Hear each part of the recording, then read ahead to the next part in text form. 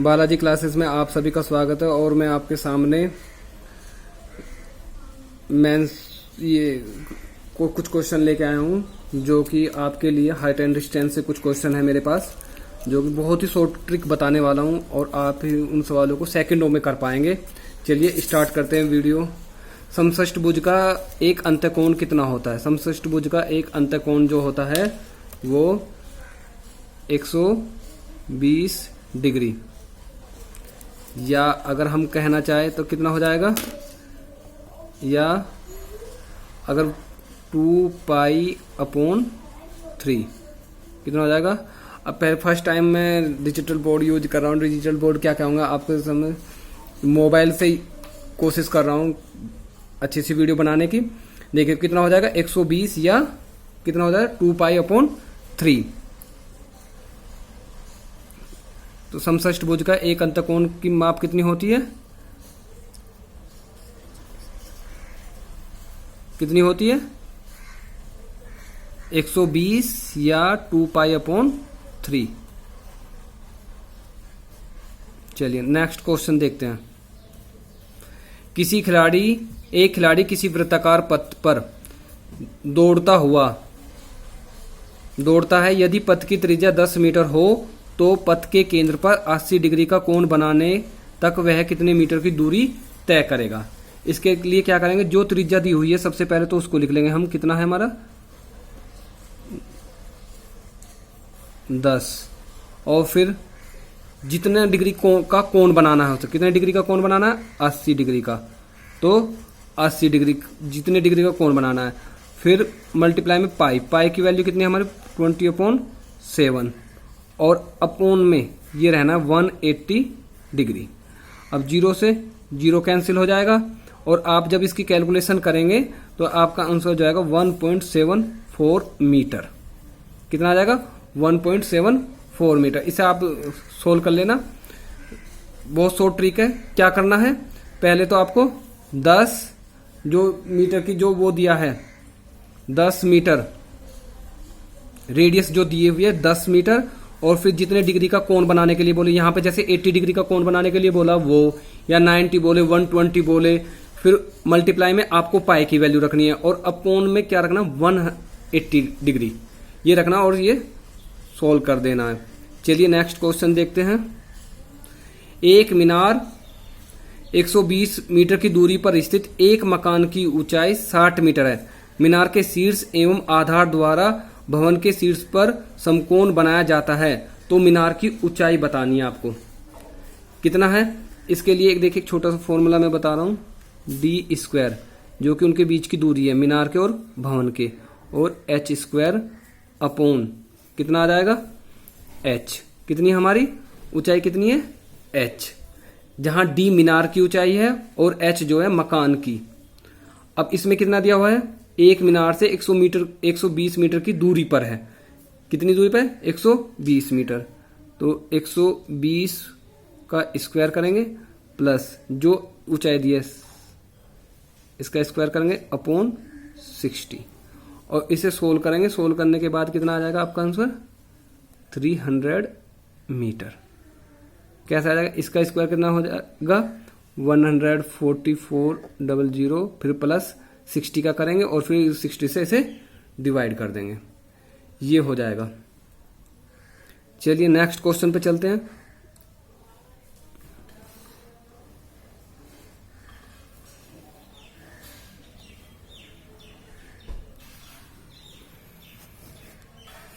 $25 metre तथा 16 metre लंबे खंबे के शीर्ष के अपने सामने वाले खंबे के, ये अनुभाग नहीं है, ये अधोभाग है, अधोभाग के बीच बने उन्नयन कोण क्रमशः 60 डिग्री तथा 30 डिग्री हो तो दोनों खंभों के बीच की दूरी कितनी होगी?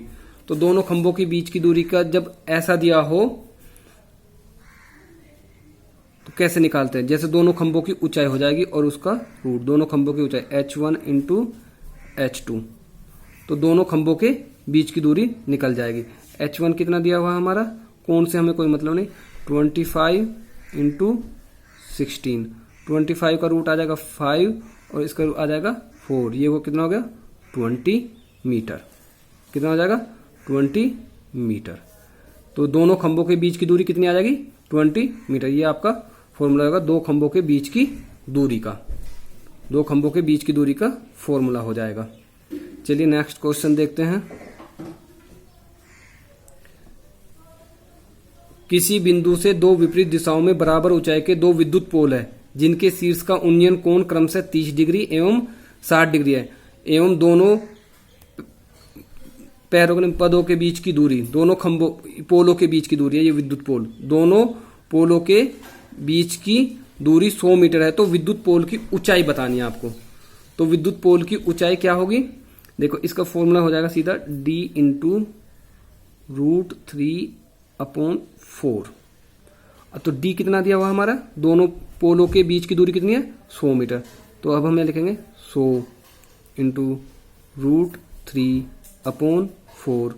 4 से ये कैंसिल हो जाएगा 25, तो ये आ जाएगा 25√3। ये हो गया इतने मीटर। ये फॉर्मूला था आपका d इंटू √3/4। चलिए नेक्स्ट क्वेश्चन पे चलते हैं। एक प्रेषक है, ये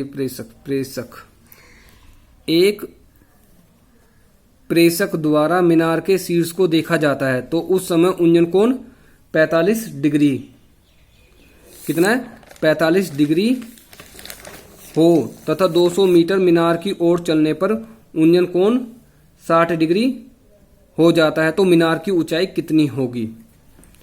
तो देखिए जैसे ये मीनार की तरफ को चला है तो वो दूरी हमने ले ली, मान लीजिए d है, और 3 + √3/2, बस ये फॉर्मूला लगाना आपको। तो d हमारा कितना है, डिस्टेंस हमारी होगी 200 मीटर, और 3 + √3/2, 2 से ये कैंसिल हो जाएगा, ये आ जाएगा 100, और 100 और 3 + √3 की वैल्यू 1.732, ये रखेंगे और मल्टीप्लाई कर देंगे 100 इंटू 4.732, और ये कितना आ जाएगा 473.2 मीटर, ये वैल्यू आ जाएगी। चलिए नेक्स्ट क्वेश्चन पे चलते हैं।